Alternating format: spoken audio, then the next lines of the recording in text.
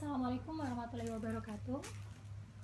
Kali ini saya akan mendemonstrasikan bagaimana penanganan dari kasus distokia pada sapi. Kasus distokia sendiri adalah kondisi kelahiran abnormal yang diakibatkan oleh dua faktor hambatan.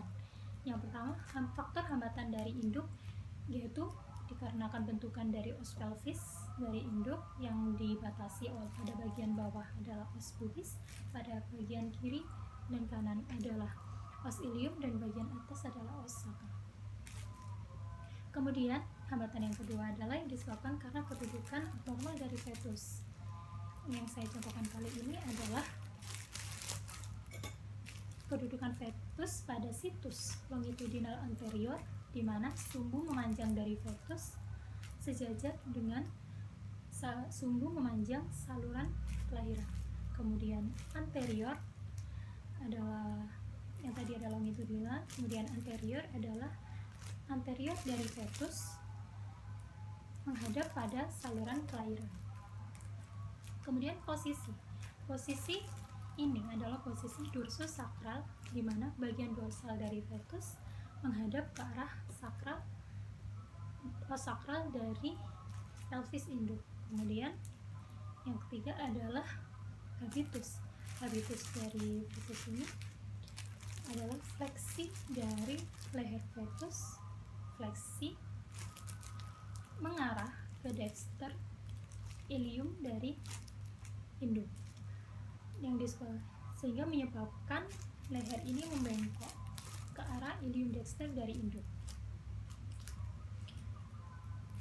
Nah, untuk penanganannya dengan kedudukan yang seperti ini, yang pertama kita lakukan adalah memfiksasi kedua kaki depan dari fetus.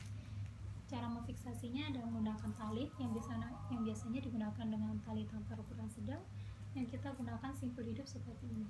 Kemudian kita fiksasikan pada kedua kaki depannya.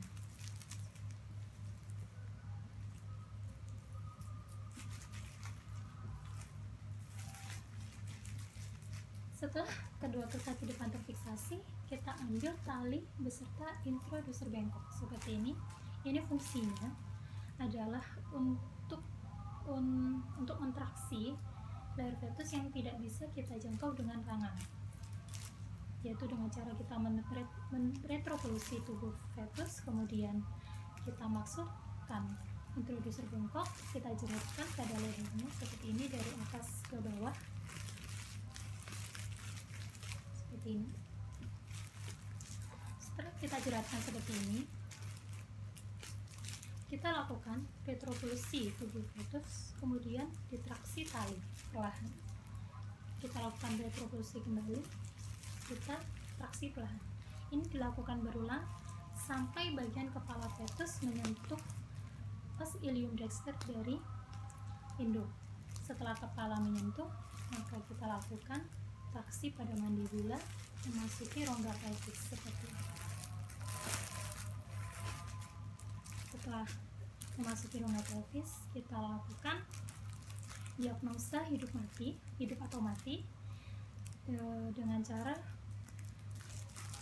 memeriksa refleks menghirup seperti ini, kemudian refleks pada kedua belah mata, kemudian refleks kejal. Refleks kejal adalah apabila kita menarik kaki dari fetus, dia akan refleks menarik kembali. Kemudian tangan kita menjulur ke bagian toraks dari fetus, memeriksa denyut jantung, detak jantung dari fetus. Setelah dilakukan diagnosa hidup dan atau mati, maka dilakukan tarik paksa kedua kaki yang sudah difiksasi tadi menggunakan tenaga 4 orang laki-laki dewasa seperti ini.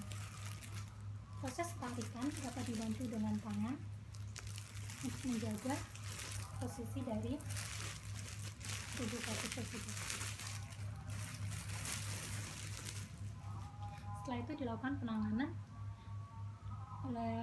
oleh dokter atau yang lain bagaimana menangani fetus yang baru saja lahir. Terima kasih. Wassalamualaikum warahmatullahi wabarakatuh.